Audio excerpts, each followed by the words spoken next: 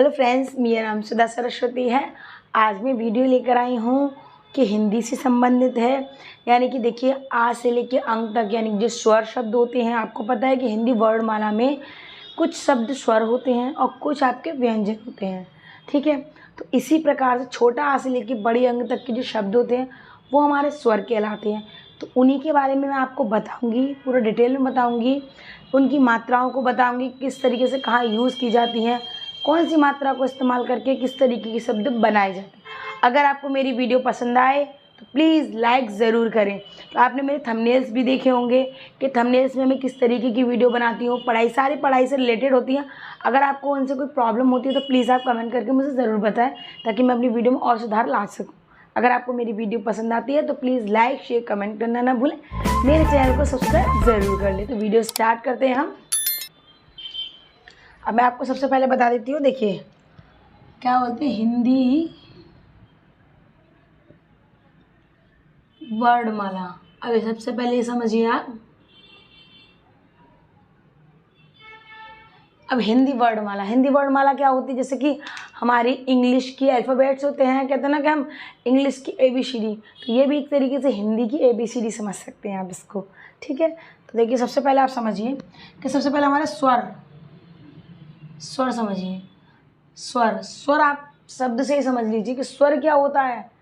जो कुछ शब्दों को मिलाकर एक ध्वनियों में पिरोया जाता है उसको क्या बोलते हैं? स्वर। जैसे कि आ ई ऊ चली जाते हैं, तो ये अब क ख ग, इसमें कोई स्वर नहीं होता है। ये सारे व्यंजन होते हैं, कॉन्सोनेंट्स होते हैं, ये वॉवेल्स होते हैं। जैसे अ आ ई ऊ ये शब्द आप तो नॉर्मली ही है कि ये हर कोई कहते हैं ना, किसी को छोटा से अनार ऐसे याद होते हैं, किसी को आ ई करके याद होता है।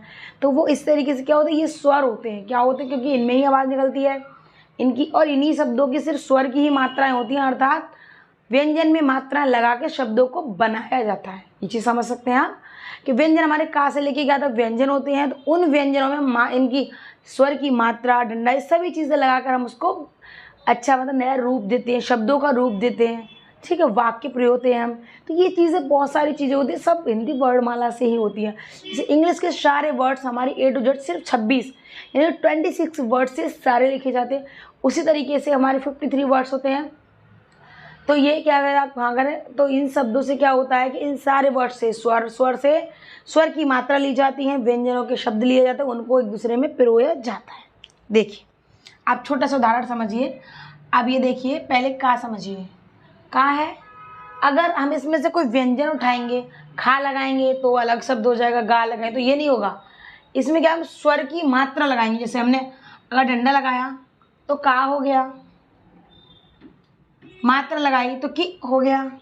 अब इधर जैसे हमने इधर से इस मात्रा की जगह हमने इस वाली मात्रा को लगाया तो की हो गया। ऐसे का पे नीचे लगेगी तो को, कु, के, को, कंग, कहा। देखिए ये है सारी मात्रा। आ से लेके अंक तक के जो स्वर होते हैं, आपको मैंने बताया अभी कि स्वर की ही मात्रा लगती है जो व्यंजनों में लगाकर, मतलब समझ लीजिए आप, व्यंजनों में चिपका कर उसको एक नया शब्द बनाया जाता है। ठीक है, अब वो मैं आपको स्वर बताती हूँ। आपको देखिए स्वर, देखिए स्वर हमारे क्या होते हैं? छोटा आ,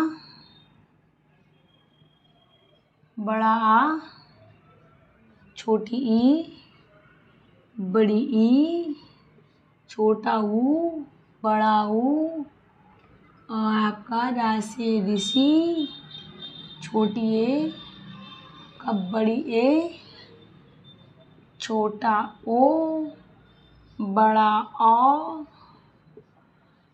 छोटी अंग, और आपकी बड़ी आह। बड़ी अंग ही बोलते हैं। आप देखिए इन शब्दों की क्या है कि बहुत से लोग क्या सोचते हैं कि हिंदी हमको नहीं समझ में आ रही है। ऐसा होता है कि अभी क्या होता है कि कुछ ऐसे स्कूल्स हैं जहाँ पर बच्चों को अच्छे से शिक्षा नहीं देते हैं, नहीं पढ़ाते हैं उनको। हिंदी मीडियम में भी हिंदी नहीं पढ़ाते हैं। बच्चे 8th क्लास के हो गए हैं लेकिन उनको हिंदी के शब्द नहीं आते, हिंदी के अल्फ़ाबेट्स नहीं पढ़ना आते उनको। मतलब अगर आप उनको डिक्टेशन बोलो, इमला बोलो, वो शब्द नहीं लिख सकते, छोटे छोटे वाक्य भी वो नहीं लिख सकते हैं वो। तो उनको क्या है, सिंपल तरीके से समझाया जाए तो बच्चों को ईजीली समझ में आता है। इजी वे में क्या आएगा, आप हंस के, हंसी मजाक से, थोड़ी मस्ती करके बच्चों को समझाइए, वो जल्दी समझ में आता है। स्ट्रिक्ट तरीके से बच्चों को कम समझ में आता है। तो आप जितना कोशिश कीजिए उतना बच्चों को हंसी मजाक में, मस्ती के द्वारा पढ़ाइए, तो बच्चे उससे जल्दी आकर्षित होते हैं, उससे जल्दी पढ़ना सीखते भी हैं। ठीक है, अब आप समझ लीजिए, देखिए स्वर हैं तो आपके ये स्वर मैंने आपको लिख दी। देखिए 1 2 3 4 5 6 7 8 9 10 11 12 13, तो 13 कितने हो गए आपके 13 हो गए आपके स्वर। ठीक है, 13 हो गए आपके स्वर। अब स्वर देखिए, अब इनकी क्या होती है कि ये सारे शब्द तो है, अब इनकी मात्राएं भी होती हैं, समझ रहे हैं आप। तो अब इनकी मात्राएं होती हैं, फिर उनसे क्या होता है कि इन्हें कुछ शब्द बनाए जाते हैं। देखिए अब मैं आपको इसकी लिस्ट की तरीके सीधा सिंपल तरीके से समझाऊंगी, अब अच्छे समझिए इसको। देखिए सबसे पहले क्या है हमारा, देखिए सबसे पहले हम इनको क्या लिखेंगे, स्वर लिखे जाएंगे यहाँ पर, स्वर। यहाँ हम लिखेंगे इनकी मात्राएं। ठीक है, यहाँ स्वर लिखेंगे, यहाँ हम लिखेंगे मात्राएं।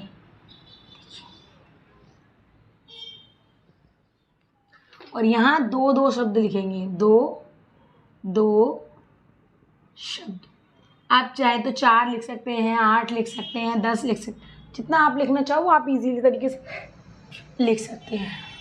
ठीक है, अब देखिए सबसे पहले अभी आपको मैंने बताया, अब मैं इसको लाइन से बताऊँ, वो मैं आपको बड़े बड़े थे, अब मैं आपको लाइन से बताऊँ क्योंकि उसके आगे मैं उसकी मात्रा बताऊँगी, 2 शब्द बताऊँ, तो वो इसकी चीज़ के लिए होगा। देखिए सबसे पहले देखिए आप, छोटा आ, बड़ा आ, छोटी ई, बड़ी ई, छोटा ऊ, बड़ा ऊ, छोटी ए, बड़ी ए, छोटा ओ, बड़ा औ, छोटी अंग और आपकी बड़ी अंग।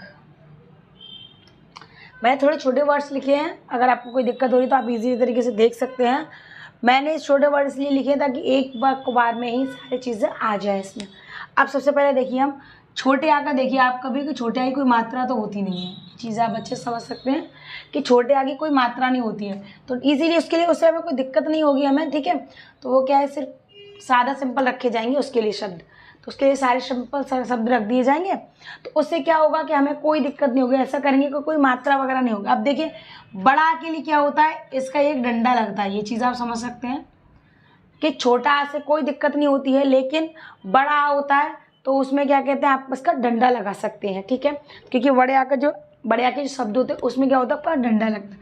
अब छोटी की मात्रा को हम कैसे लगाएंगे, पहले एक डंडा उल्टे हाथ से यूं ऐसे करके लगा देंगे इस तरीके से।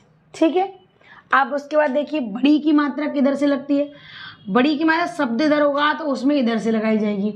छोटी की मात्रा शब्द इधर होगा, मात्रा उल्टी तरफ से, यानी इसको ऐसे लगाएंगे, इसको ऐसे लगाएंगे। ठीक है, सिंपल तरीका है कि बड़ी है तो सीधा हाथ और छोटी है तो उल्टा हाथ। तो ये थोड़ा टेक्निक है जो आप बच्चों को इजीली समझा सकते हैं, इस तरीके से एजुकेटेड की तरह समझा सकते हैं बच्चों को, तो बच्चों को क्या इजीली समझ में आ जाएगा। अब उसके बाद देखिए छोटा ऊ की हम मात्रा लगाएंगे ऐसे, यानी कि हम ऐसे, वो देखा आपने कभी हैंडपम्प या ऐसा कुछ देखा होगा, जैसे आप जनरेटर समझ लीजिए, जनरेटर में क्या होता है, उसका एक हैंडल होता है जिसको हम ऐसे करके जब सब लोग ऐसे घुमाते हैं ना उसको, तो ये मात्रा उसकी तरीके से टॉपिक की जाती है, ऐसे करके ऐसे। तो ये देखिए इस तरीके से यूँ पकड़ के इस तरीके से यूँ की जा रही है। अब देखिए बड़ा ऊ की मात्रा को हम कैसे लगाते हैं, वो उधर घूम जाती है, उसको क्या है कि कोई चीज़ हमको बंद करनी है, जैसे कि इधर ऑन हो रही है, इसको उठा के ऐसे रख दिया तो वो क्या हो गई, ऑफ हो गई, क्या हो गई, तो बड़ा ऊ की मात्रा ऐसे करके उधर जाती है। ठीक है, बड़ा ऊ की मात्रा आपके ऐसे करके उधर चली जाती है। अब उसके बाद देखिए छोटी ए की मात्रा क्या होती है, कोई भी शब्द होगा उस पर सिर्फ एक मात्रा लगेगी, सिर्फ छोटी ए की मात्रा होगी 2 और बड़ी ए की होगी तो 2 लग जाएंगी, क्योंकि छोटी ए अगर यहाँ सादा दे, ऐसा होता है कि कुछ बच्चे कंफ्यूज हो जाते हैं, अरे छोटी ए पे कोई मात्रा नहीं, यहाँ पर मात्रा क्यों लग रही है। अगर ये होता है छोटी ए पे यहाँ मात्रा नहीं तो यहाँ मात्रा नहीं लगी, तो शब्द कैसे पहचाना जाएगा, क्यों, क्योंकि छोटा आ में भी कोई मात्रा नहीं होती है। तो इसके अकॉर्डिंग क्या किया जाता है, उसको एक मात्रा दी जाती है, बड़ी ए को 2 मात्रा दी जाती है। ठीक है, अब उसका देखिए छोटा ओ को देखिए, छोटा ओ में हमेशा याद रखिए क्योंकि बड़ा आ से ही बनता है छोटा ओ। ठीक है, तो बड़ा आ और ये मात्रा, तो उसको क्या करेंगे, एक डंडा लगा के उसके ऊपर एक मात्रा लगाई जाएगी। ठीक है, तो ये क्या हो जाएगा आपका छोटा ओ की मात्रा हो जाएगी। उसके बाद देखिए फिर बड़ा ओ की मात्रा में क्या करेंगे, एक डंडे पे 2 मात्रा लगाई जाएंगी। सेम सर्कल वही चलता है देखिए आप, मगर उसको ध्यान से समझना होता है। अगर आप मात्रा अच्छे से समझ गए तो आप हिंदी भी लिख पाएंगे, ठीक है।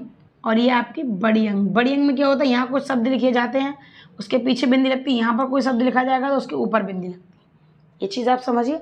अब मैं आपको इनसे 2-2 शब्द बता दूंगी इसी मात्रा से। इस मात्रा से 2-2 शब्द इसलिए बता दूंगी ताकि आपको लिखने में समझने में कोई दिक्कत ना हो। देखिए सबसे पहले देखिए छोटा आ, देखिए सबसे पहले छोटा आ में क्या है कि देखिए कोई मात्रा नहीं है, कोई डंडा कुछ नहीं है, तो सिंपल से शब्द लिख सकते हैं हम। जैसे कि देखिए रमन लिख लिया, कोई डंडा मात्रा है नहीं है। उसके बाद देखिए फिर लिख देंगे हम कमल, कमल। देखिए ये शब्द ऐसे हैं कि इनमें कोई मात्रा है ही नहीं, ठीक है। अब आप बड़े आके डंडे पे आ जाइए। देखिए ये तो इसकी हो गई, अब हम आते हैं बड़े आके डंडे पे। तो देखिए जैसे हम सबसे पहले कहते हैं ना, भगवान का ही नाम लिख देते हैं हम। देखिए राम और आपका नाम, ये नॉर्मल सिंपल शब्द है, राम नाम, काम धाम, आराधना, तो उनको भी लिख सकते हैं वर्ड को, ठीक है। मैं सिंपल तरीके से आपको छोटे छोटे वर्ड्स बताऊंगी।